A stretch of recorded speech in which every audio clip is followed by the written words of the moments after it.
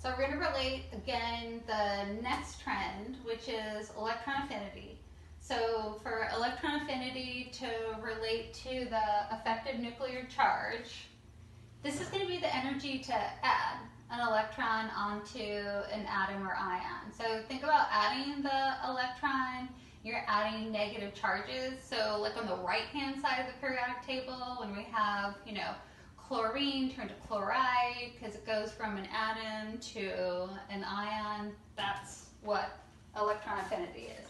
So across a row, the electron affinity increases. So the amount of energy to add an electron. And this is because the effective nuclear charge increases.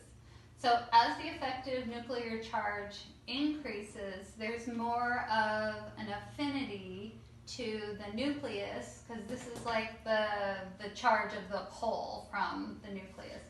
So as you go across a row, there's more protons, but they're all in the same shell. So there's more of a positive pull on those negative electrons from the positive nucleus. It's going to have a greater attraction of the electrons to that positive nucleus. So their affinity, the electron's affinity, goes up because the effective nuclear charge goes up.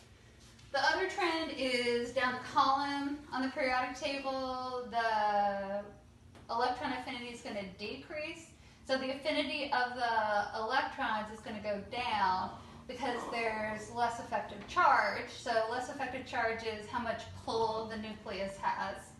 So the nucleus has less pull as you're going down because the electrons are farther from the nucleus, and you can go back and look at this trend to get a little more detail. So as you have a higher N, higher shells, as you're going down a column on the periodic table, there's less attraction